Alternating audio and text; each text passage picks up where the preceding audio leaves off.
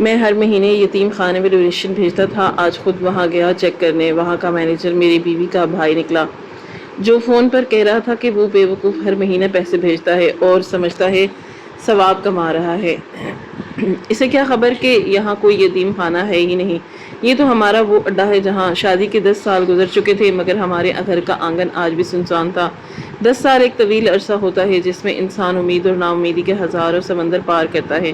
میری اور سائمہ کی زندگی میں بظاہر سب کچھ تھا، پیسہ، گاڑی، بنگلہ، مگر وہ ایک کلکاری نہیں تھی جو مکان کو گھر بناتی ہے۔ ڈاکٹروں کے چکر، حکیموں کی دوائیاں اور پیروں کے تعویذ، ہم نے کیا کچھ نہیں کیا تھا، مگر شاید خدا کی مرضی کچھ اور ہی تھی۔ اسی محرومی نے میرے دل میں یتیم بچوں کے لیے ایک ایسا نرم گوشہ پیدا کر دیا تھا جو شاید کسی سگے باپ کے دل میں بھی نہ ہو۔ میں اکثر سوچتا تھا کہ اگر اللہ نے مجھے اپنی اولاد نہیں دی تو کیا ہوا، میں ان بچوں کا باپ بنوں گا جن کا اس دنیا میں کوئی نہیں۔ یہی وہ جذبہ تھا جس نے مجھے دارالسکون سے جوڑ دیا، اور اس تعلق کی سب سے مضبوط وجہ میری بیوی سائمہ کا اپنا سگا بھائی جاوید تھا۔ جاوید میرا سالہ ہونے کے ساتھ ساتھ بظاہر ایک نہایت دیندار اور درد دل رکھنے والا انسان تھا۔ سائمہ اکثر فخر سے بتاتی تھی کہ احمر بھائی جان نے اپنی پوری زندگی ان یتیم بچوں کے لیے وقف کر دی اور شادی بھی نہیں کر رہے تھے تاکہ یتیم خانے کی ذمہ داریوں میں کوتاہی نہ ہو۔ یہ سن کر میرا سر جاوید کے احترام میں جھک جاتا۔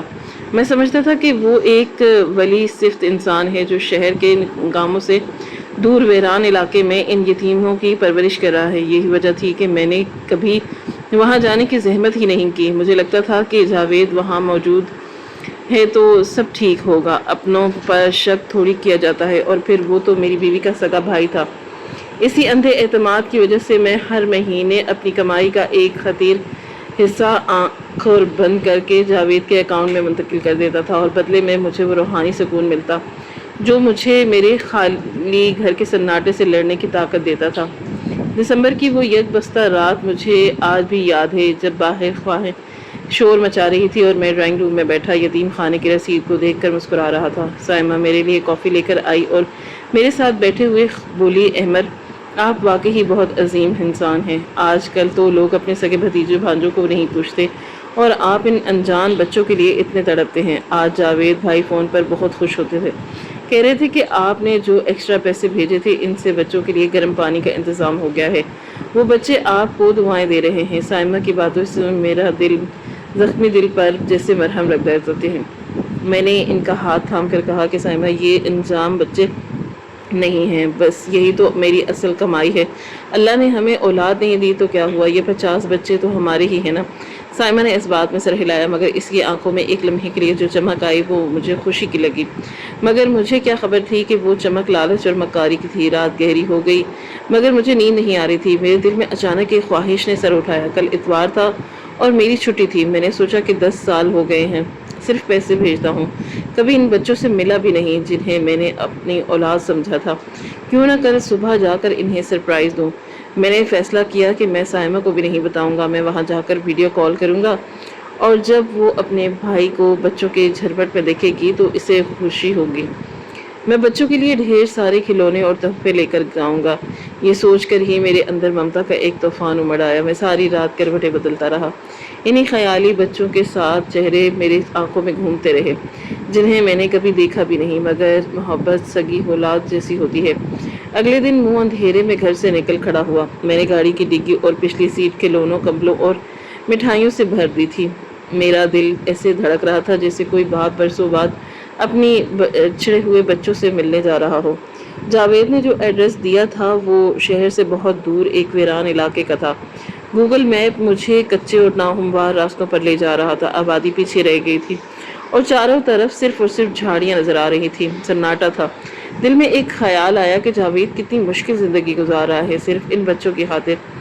میرا احترام اس کے لیے اور بڑھ گیا۔ تقریباً 3 گھنٹے کی مسافت طے کر کے بعد میں اس لوکیشن پر پہنچا۔ سامنے ایک پرانی شکستہ حال حویلی نما عمارت کھڑی تھی جس کی دیواریں گرنے والی تھی اور گیٹ پر زنگ لگا ہوا تھا۔ وہاں کوئی سائن بورڈ نہیں تھا، کوئی چوکیدار نہیں تھا، صرف اور صرف خو کا عالم تھا۔ میرے دل میں پہلا خدشہ ابھرا کہ کیا بچوں کے رہنے کی جگہ اتنی ویران اور خوفناک ہو سکتی ہے، مگر پھر میں نے سوچا کہ شاید فنڈز کی کمی ہو، اس لیے تو میں پیسے بھیجتا ہوں۔ میں گاڑی سے اترا، ہاتھوں میں تحفے اور مٹھائی کا ڈبہ تھا۔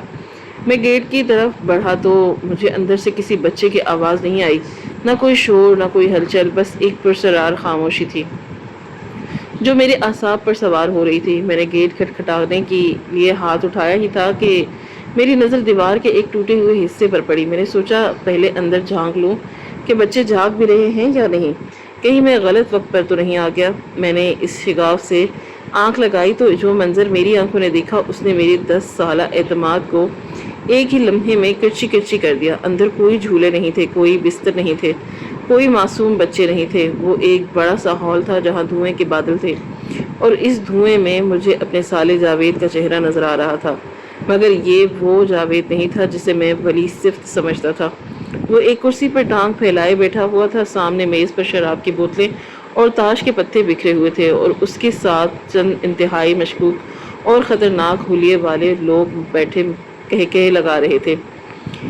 میرا دماغ سن ہو گیا، ٹانگیں کانپنے لگی۔ میں نے غور سے دیکھا تو شاید کونے میں بچے ہوں، مگر وہاں بچوں کی جگہ اسلحے کے باکس اور منشیات کی پڑیاں نظر آ رہی تھی۔ تبھی جاوید کا فون بجا۔ اس نے فون اٹھایا اور جو باتیں اس نے کی وہ میرے کانوں میں پگھلا ہوا سیسا بن کر اتری۔ وہ ہنستے ہوئے کہہ رہا تھا، ارے یار ٹینشن کیوں لیتے ہو، اس بے وقوف احمر کا چیک کل ہی کلیئر ہو جائے، 50,000 روپے بھیجے ہیں اس نے۔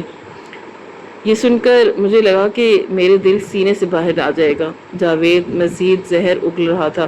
اسے اولاد کی حسرت نے اندھا کر دیا ہے۔ میں اور سائمہ اسے خوب بے وقوف بنا رہے ہیں۔ سائمہ گھر پر ہوتی ہے کہ بچوں کے پاس کھلونے کو نہیں، اور یہ جذباتی ہو کر فوراً پیسے بھیج دیتا ہم۔ اسے کیا پتا کہ یہاں کوئی یتیم خانہ ہے ہی نہیں، یہ تو ہمارا اڈا ہے، ان کے پیسوں سے ہم اپنا دھندا چلاتے ہیں، اور وہ سمجھتا ہے وہ چند جنت خرید رہا ہے۔ اصل میں وہ اپنی اولاد نہ ہونے کا مداوع کر رہا ہے، اور ہم اس کی اسی کمزوری کا فائدہ اٹھا رہے ہیں۔ اسی لمحے میں وہاں دیوار کے ساتھ ڈھہ میرے ہاتھ سے مٹھائی کا ڈبہ گر گیا۔ میری آنکھوں سے آنسو نکلے، بلکہ خون ٹپک رہا تھا۔ یہ صدمہ صرف پیسے ڈوبنے کا نہیں، یہ صدمہ اس اعتماد کے قتل کا تھا جو میں نے سائمہ اور اس کے بھائی پر کیا، میری اور میری بیوی، جس کے ساتھ میں نے 10 سال گزارے، جس کے ساتھ میں نے اپنی اولاد نہ ہونے کا غم بانٹا۔ وہ میری اسی محرومی کا مذاق اڑا رہی تھی، وہ میرے جذبات کو کیش کروا رہی تھی۔ وہ فرضی یتیم بچے جنہیں میں راتوں کو اٹھ اٹھ کر دعائیں دیتا تھا، ان کا تو وجود ہی نہیں تھا۔ میں نے ان سانپوں کو پالا تھا جو اب مجھے ہی ڈس رہے تھے۔ مجھے اپنی سادہ لوہی پر گھن آنے لگی۔ میرا دل چاہا کہ اندر جا کے جاوید کا گلا گھونٹ دوں، چیخ چیخ کر پوچھوں کہ تم نے میرے باپ بننے کا احساس کا سودا کیوں کیا، مگر میں جانتا تھا کہ اندر موجود لوگ مسئلہ ہیں، اور میں اکیلا۔ اگر میں نے جذبات میں آ کر کوئی قدم اٹھایا تو میری لاش بھی کسی کو نہیں ملے گی، اور یہ راز ہمیشہ کے لیے دفن ہو جائے گا۔ میں نے کانپتے ہوئے خود کو سنبھالا، دیوار کا سہارا لے کر کھڑا ہوا۔ میرا وجود ریزہ ریزہ ہو چکا تھا، مگر اس راگ کے ڈھیر سے انتقام کی ایک چنگاری سلگ رہی تھی۔ میں الٹے قدموں واپس گاڑی کی طرف بھاگا، جیسے وہاں کی ہوا مجھے کاٹ رہی ہو۔ گاڑی میں بیٹھ کر میں نے اسٹیئرنگ پر سر رکھ دیا اور پھوٹ پھوٹ کر رویا۔ وہ 10 سال کی رفاقت، وہ محبت کے دعوے، سب جھوٹ تھا، سب فریب۔ لیکن پھر میں نے آنسو پونچھے اور شیشے میں اپنی سرخ آنکھوں کو دیکھا۔ اب میں وہ احمد نہیں تھا جو کچھ گھنٹے پہلے گھر سے نکلا تھا۔ اب میں وہ ایک ایسا انسان تھا جس کے پاس کھونے کو کچھ نہیں تھا۔ میں نے قسم کھائی کہ میں ان دونوں بہن بھائیوں کو ایسے سزا دوں گا کہ دنیا یاد رکھے گی۔ میں گھر جاؤں گا، اسی طرح مسکراؤں گا، اسی طرح سائمہ کی جھوٹی باتوں پر یقین کرنے کا ڈرامہ کروں گا، لیکن اب جال میں نہیں بچھاؤں گا۔ وہ سمجھتے ہیں کہ میں صرف ایک جذباتی بے وقوف ہوں جو اولاد کے غم میں گھل رہا ہوں۔ اب انہیں پتہ چلے گا کہ جب ایک شریف انسان کا بھروسہ ٹوٹتا ہے تو وہ کتنا خطرناک ہو سکتا ہے۔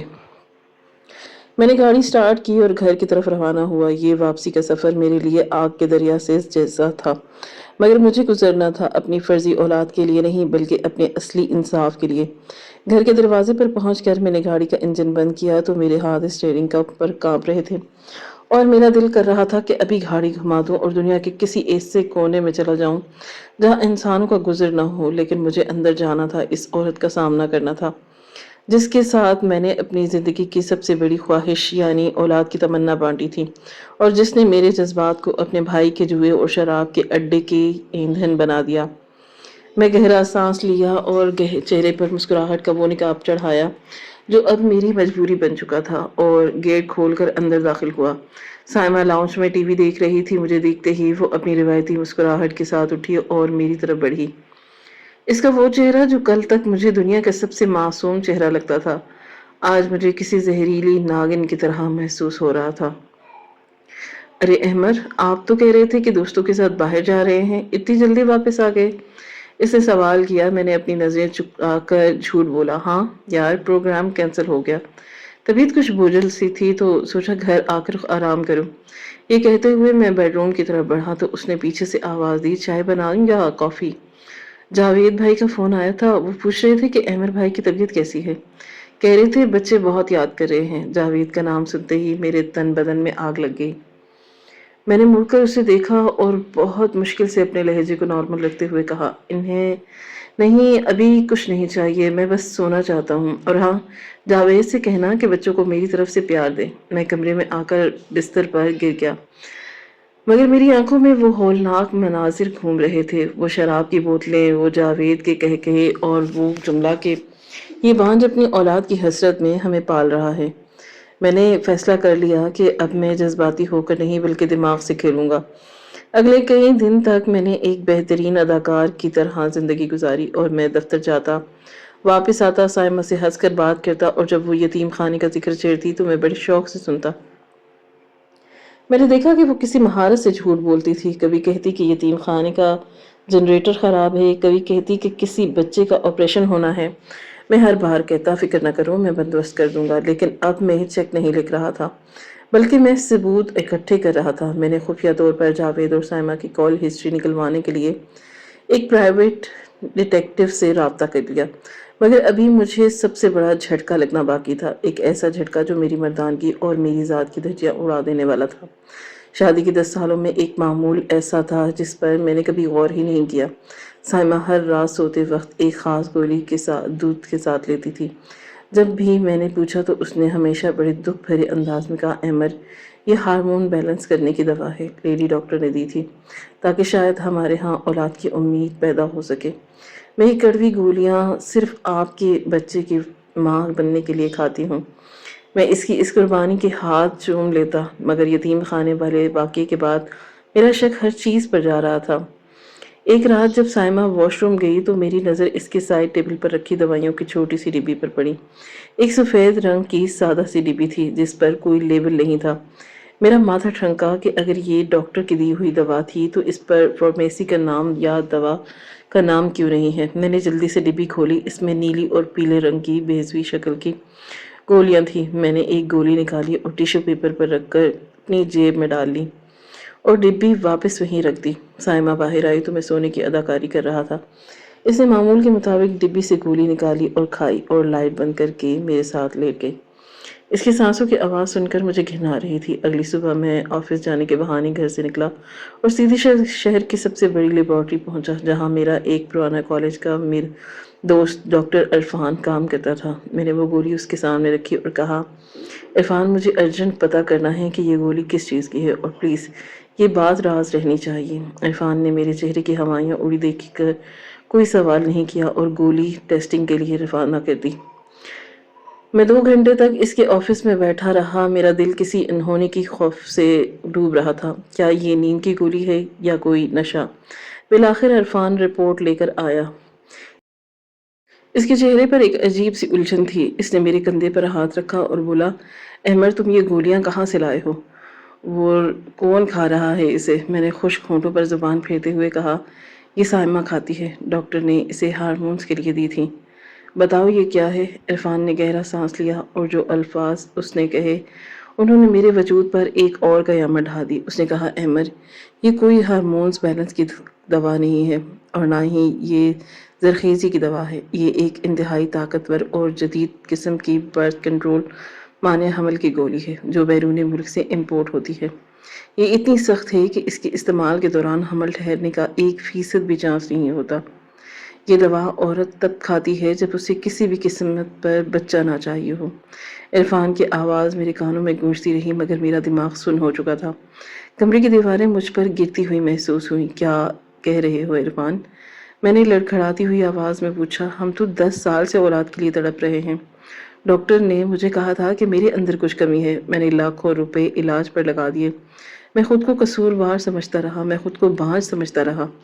میں بچوں کی طرح بلک بلک کر رونے لگا۔ عرفان نے مجھے پانی پلایا اور سنبھالنے کی کوشش کی، مگر میں کیسے سنبھلتا؟ یہ دھوکہ یتیم خانے کے فراڈ سے 1000 گنا بڑا تھا۔ وہاں صرف میرا پیسہ لوٹا گیا، یہاں میری نسل کشی کی گئی۔ سائمہ نے جان بوجھ کر میرے باپ بننے سے محروم رکھا تھا، کیونکہ صرف اس کے لیے وہ آزاد رہ سکے، یا اس لیے کہ بچہ ہونے کے بعد وہ اپنی عیاشیوں اور مجرمانہ سرگرمیوں کو جاری نہ رکھ پاتی، یا شاید وہ مجھ سے کبھی محبت کرتی ہی نہیں تھی اور صرف میرے پیسے کے لیے میرے ساتھ تھی۔ مجھے یاد آیا کہ شروع کے سالوں میں جب بھی میں ٹیسٹ کروانے جاتا تھا تو سائمہ ہمیشہ مجھے انہی ڈاکٹر کے پاس لے کے جاتی تھی جو اس کے جاننے والے ہوتے، یا شاید وہ بھی اس کھیل میں تماشا تھے۔ مجھے ہمیشہ یہ کہا گیا کہ مسئلہ آپ میں ہے مسٹر احمد، اور میں شرمندگی سے سر جھکا لیتا۔ میں نے سائمہ کے طانے سہے، معاشرے کی باتیں سنی، اپنے خاندان کے سوالوں کا سامنا کیا، اور ہر بار سائمہ نے مجھے دلاسا دے کر مزید احساس تلے دبا دیا۔ دیکھیں احمد، آپ میں کمی ہے، پھر بھی میں آپ کے ساتھ نبھا رہی ہوں۔ کوئی اور ہوتی تو چھوڑ جاتی۔ ہائے رے مکاری! وہ مجھے بانجھ ہونے کا احساس دلا کر نفسیاتی طور پر مارتی رہی اور خود ہر رات گولی کھا کر میری امید کا گلا گھونٹتی رہی۔ ڈاکٹر عرفان کے کلینک سے نکل کر میں سڑک پر دیوانوں کی طرح چلنے لگا۔ مجھے اپنی ذات سے، اپنے جسم سے اور اپنی محبت سے نفرت ہو رہی تھی۔ وہ عورت جس کے لیے میں نے دنیا جہان کی خوشیاں مقدموں میں ڈھیر کر دیں، وہ میرے بچے کی قاتل نکلی، وہ بچہ جو کبھی پیدا ہی نہیں ہوا۔ مجھے اب سمجھ آ رہا تھا کہ وہ کیوں ہمیشہ یتیم خانے کی رٹ لگاتی تھی۔ وہ چاہتی تھی کہ میرے باپ بننے کی حسرت ان فرضی یتیموں پر خرچ ہو اور میں کبھی اپنے علاج یا دوسری شادی کی طرف نہ جاؤں۔ یہ ایک مکمل منصوبہ بندی تھی، ایک گھناؤنی سازش جس میں میرا سالہ جاوید اور میری بیوی سائمہ برابر کے شریک تھے۔ جاوید کو پیسہ چاہیے تھا اور سائمہ کو آزادی، اور میری دولت۔ بچے کی ذمہ داری ان کے لائف سٹائل میں رکاوٹ تھی۔ اسی شام میں گھر واپس نہیں گیا، بلکہ ساحل سمندر پر جا کر بیٹھ گیا۔ سمندر کی لہریں شور مچا رہی تھی اور میرے اندر کا طوفان اس سے کہیں زیادہ شدید تھا۔ اب میرے پاس رونے کے لیے آنسو بھی نہیں بچے تھے، اب میرے اندر صرف نفرت کی آگ جل رہی تھی۔ میں نے سوچا کہ اگر میں اب گھر جا کر سائمہ کے منہ پر یہ رپورٹ ماروں اور اسے طلاق دے دوں تو یہ بہت چھوٹی سزا ہوگی۔ وہ آزاد ہو جائے گی، شاید جاوید کے ساتھ مل کر کسی اور کو لوٹنے چلی جائے گی۔ نہیں، مجھے ایسا نہیں کرنا۔ میں انہیں تڑپا تڑپا کر مارنا چاہتا تھا، جیسے انہوں نے مجھے 10 سال تک تڑپایا تھا۔ میں نے موبائل نکالا اور سائمہ کو کال کی۔ اس نے فوراً فون اٹھایا۔ احمد کہاں ہیں آپ؟ رات ہونے والی ہے۔ اس کی آواز میں وہی مصنوعی مٹھاس تھی۔ میں نے اپنے لہجے میں درد بھرا اور کہا، سائمہ آج میں بہت اداس ہوں۔ ڈاکٹر عرفان سے ملا تھا، اس نے کہا کہ اب میرے باپ بننے کا کوئی چانس نہیں، میں بالکل ختم ہو چکا ہوں۔ میں جاننا چاہتا تھا کہ وہ کیا کہتی ہے۔ سائمہ نے فوراً کہا، اوہ احمد، آپ دل چھوٹا نہ کریں، میں ہوں نا آپ کے لیے ساتھ، اور ہمارے وہ یتیم خانے والے بچے بھی تو ہیں۔ آپ آج گھر آئیں، میں نے آپ کے پسند کا کھانا بنایا ہے، ہم مل کر حل نکالیں گے۔ اس نے پھر یتیم خانے کا کارڈ کھیلا۔ وہ مجھے دوبارہ اسی جال میں پھنسانا چاہتی تھی۔ میں نے فون بند کیا اور ایک زہریلی مسکراہٹ میرے چہرے پر پھیل گئی۔ ہاں سائمہ، حل تو اب میں نکالوں گا، ایسا حل کہ تم دونوں بہن بھائی خون کے آنسو روگے۔ میں نے گاڑی سٹارٹ کی اور گھر کا رخ کیا۔ اب میرے پاس 2 ثبوت تھے، ایک جاوید کے اڈے کی حقیقت اور دوسرا سائمہ کی وہ مانع حمل گولیاں۔ لیکن ابھی میں تیسرے اور آخری بار کی تیاری کرنی تھی۔ میں نے فیصلہ کیا کہ میں سائمہ کی اسی دوائی کے خلاف استعمال کروں گا۔ میں گھر پہنچا تو سائمہ نے مجھے گلے لگایا۔ مجھے اس کے جسم سے بھی جھوٹ کی بو آ رہی تھی۔ میں نے اسے کہا، سائمہ میں نے سوچا ہے کہ اپنی ساری جائیداد بیچ کر وہ سارا پیسہ یتیم خانے کے نام کر دوں اور ہم دونوں وہیں جا کر رہیں۔ یہ سنتے ہی سائمہ کی آنکھیں پھیل گئیں۔ ساری جائیداد؟ وہ ہکلا، ہاں میری اولاد ہی نہیں ہونی تو یہ دولت کس کام کی؟ میں نے معصومیت سے کہا۔ اس کے چہرے پر ہوائیاں اڑنے لگیں۔ وہ جانتی تھی کہ اگر میں وہاں رہنے چلا گیا تو ان کا پول کھل جائے گا۔ نہیں نہیں احمد، آپ جذبات میں نہیں آئیں، ایسا فیصلہ نہ کریں، ہمیں اپنے مستقبل کا بھی تو سوچنا ہے۔ وہ گھبرا کر بولی۔ میں دل ہی دل میں ہنسا، مچھلی کنڈی میں پھنس رہی تھی۔ اب مجھے صرف ڈور کھینچنی تھی۔ میں نے اپنی جیب میں ہاتھ ڈالا، وہ جہاں وہ ٹیسٹ رپورٹ تھی، میں نے اسے مسل دیا۔ ابھی نہیں، ابھی دکھانے کا وقت نہیں، ابھی تو کھیل شروع ہوا ہے۔ میں نے سائمہ سے کہا، اچھا چلو تم میرے لیے دودھ لے آؤ، میں دوائی کھا کر سونا چاہتا ہوں۔ وہ کچن میں گئی اور میں نے انہیں سائڈ ٹیبل سے وہ گولی کی ڈبی اٹھائی اور اسے اپنی جیب میں رکھ لیا اور اس کی جگہ بالکل ویسے ہی نظر آنے والی وائٹامنس کی گولی رکھ دی جو میں راستے میں خریدی تھی۔ میں دیکھنا چاہتا تھا کہ جب اسے اصل دوائی نہیں ملے گی تو اس کے جسم پر وہ دماغ کہاں اثر کرے گا، یا شاید میں کچھ اور ہی منصوبہ بنا رہا تھا، ایک ایسا منصوبہ جو اس کے بان شوہر کو ایک بے رحم شکاری میں بدل دے گا۔ اگلی صبح جب میں بیدار ہوا، میرے ذہن میں وہ تمام منصوبہ بالکل واضح تھا، جیسے کسی شطرنج کے کھلاڑی کے سامنے بساط بچھی ہو۔ میں نے فیصلہ کر لیا تھا کہ آج وہ دن ہے جب میں اپنی زندگی کے اس ناسور کو جڑ سے اکھاڑ پھینکوں گا جس نے مجھے اندر سے کھوکھلا کر دیا۔ ناشتے کی میز پر سائمہ میرے سامنے بیٹھی تھی اور اس کی نظریں مسلسل میرے چہرے کو جائزہ لے رہی تھی۔ شاید وہ جاننا چاہ رہی تھی کہ کل کی بانجھ ہونے کی خبر نے مجھ پر کیا اثر ڈالا ہے۔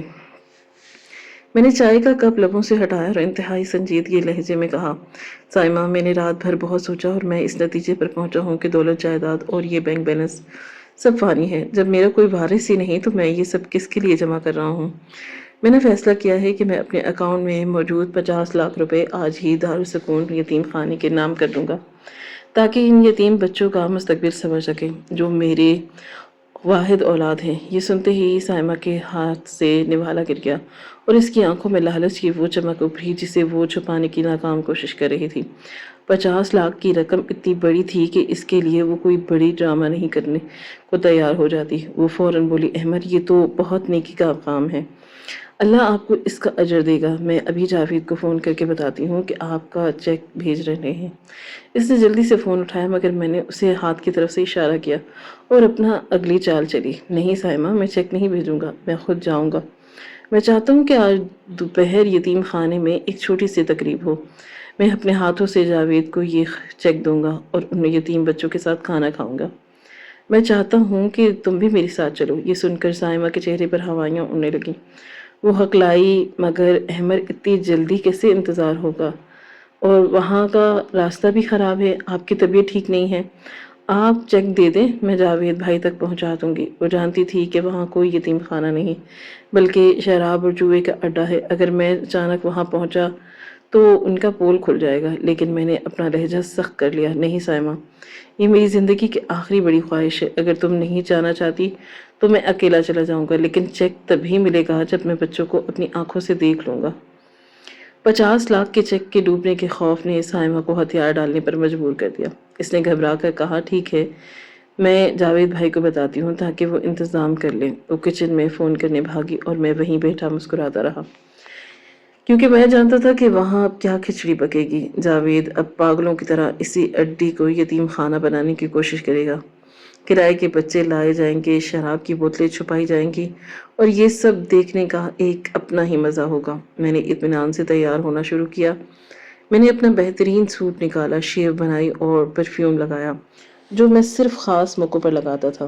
آج میں کسی مظلوم شوہر کی طرح نہیں بلکہ ایک منصف کی طرح وہاں جانا چاہتا تھا۔ دوسری طرف سائمہ مسلسل فون پر کسر پسر کر رہی تھی۔ اس کے ماتھے پر پسینے کے قطرے تھے، حالانکہ موسم سرد تھا۔ تقریباً 2 گھنٹے بعد اس نے آ کر بتایا کہ جاوید بھائی نے سب انتظام کر لیا ہے اور آپ کا انتظار کر رہے ہیں۔ ہم گاڑی میں بیٹھے اور سفر شروع ہوا۔ راستے بھر سائمہ مجھے باتوں میں لگانے کی کوشش کر رہی تھی، کبھی میری تعریف کرتی، کبھی مستقبل کے سہانے خواب سے جاتی۔ احمد، ان پیسوں سے یتیم خانے میں ایک نیا بلاک بنے گا، آپ کا نام تختی پر لگا جائے گا اور میں ہی دل میں ہنسا، اور میرا نام تو یاد رکھا جائے گا مگر تختی پر نہیں، پولیس کی FIR میں۔ میں نے راستے میں ایک بار پھر اسے یہ محسوس ہونے ہی نہیں دیا، میں سب جانتا ہوں۔ جب ہم اس ویران علاقے میں پہنچے تو میرا دل زور زور سے دھڑک رہا تھا، مگر خوف سے نہیں بلکہ جوش سے۔ دور سے ہی مجھے وہ پرانی حویلی نظر آنے لگی، مگر آج وہاں کا نقشہ بدلا ہوا تھا۔ باہر گیٹ پر رنگ برنگی جھنڈیاں لگی ہوئی تھیں، شاید یہ دکھانے کے لیے کہ بچوں کی تقریب ہے۔ گاڑی اندر داخل ہوئی تو میں نے دیکھا کہ صحن میں صفائی کی گئی تھی اور جھاڑیاں جو کچھ دن پہلے وحشت کا منظر پیش کر رہی تھی اب کٹی ہوئی تھی۔ جاوید خود سفید شلوار قمیص پہنے، سر پر ٹوپی رکھے اور چہرے پر نورانی مسکراہٹ سجائے کھڑا تھا۔ واہ کیا اداکار تھا یہ شخص، اس کے آسکر ایوارڈ ملنا چاہیے تھا۔ گاڑی رکتے ہی وہ آگے بڑھا اور مجھے گلے لگا لیا۔ احمر بھائی خوش آمدید، آپ نے تو ہمارے غریب خانے کی رونق بخش دی۔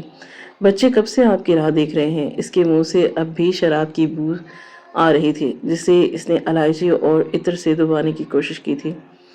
میں نے مسکرا کر اس سے ہاتھ ملایا اور کہا کہ جاوید بھائی، نیکی کے کام میں دیر کیسی، چلو بچوں سے ملتے ہیں۔ ہم اندر ہال میں داخل ہوئے۔ یہ وہی ہال تھا جہاں کچھ دن پہلے جوئے کی محفل جمی ہوئی تھی اور اسلحے کی بکس پڑے تھے، مگر آج وہاں دریا بچھی ہوئی تھی اور دیوار پر چارٹس لگے ہوئے تھے جن پر خوش آمدید لکھا تھا، اور سامنے تقریباً 20-25 بچے قطاروں میں کھڑے تھے۔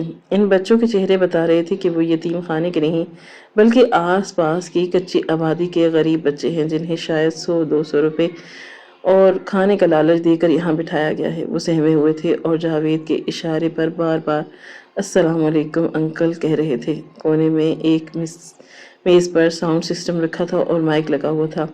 سائمہ بھی اب پرسکون نظر آ رہی تھی۔ اسے یقین ہو گیا کہ ڈرامہ کامیاب ہو گیا اور 50 لاکھ کا چیک اب ان کی مٹھی میں ہے۔ جاوید مجھے اسٹیج پر لے گیا اور مائک سنبھالتے ہوئے بولا، آج ہمارے لیے بہت خوشی کا دن ہے۔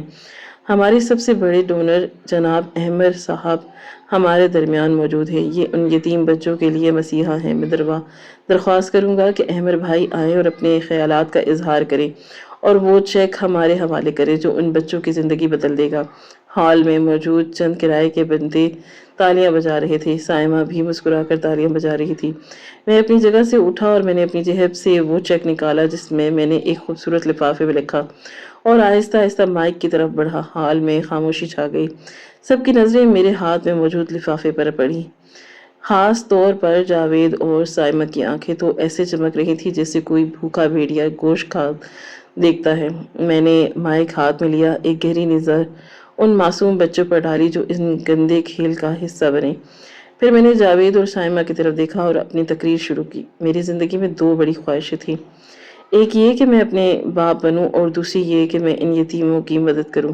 پہلی خواہش تو شاید خدا کو منظور نہیں تھی، لیکن دوسری خواہش کو پورا کرنے کے لیے میں نے اپنا سب کچھ لٹانے کا فیصلہ کیا ہے۔ میں نے رک کر سائمہ کی طرف دیکھا۔ اس نے ہمدردی سے سر ہلایا۔ میں نے بات جاری رکھی، لیکن آج یہ چیک دینے سے پہلے میں آپ سب کو ایک یادگار چیز دکھانا چاہتا ہوں، ایک ایسی ویڈیو جو میرے دل کے بہت قریب ہے اور جو بتاتی ہے کہ یتیموں کی خدمت اصل میں کیا ہوتی ہے۔ جاوید اور سائمہ ایک دوسرے کو سوالیہ نظروں سے دیکھنے لگے۔ وہ سمجھ ہی نہیں پا رہے تھے کہ میں کس ویڈیو کی بات کر رہا ہوں۔ میں نے اپنی جیب سے اپنا موبائل نکالا اور اسے بلوٹوتھ کے ذریعے وہیں پر پڑے ساؤنڈ سسٹم سے کنیکٹ کر دیا۔ میں نے وہاں موجود ایک پروجیکٹ کی طرف اشارہ کیا جسے میں نے اپنے جاسوس کے ذریعے پہلے ہی وہاں چھپوا کر رکھوا دیا تھا، یا شاید میں نے صرف آڈیو سنانے کا فیصلہ کیا کیونکہ بصارت سے زیادہ سماعت کا اثر گہرا ہوتا ہے۔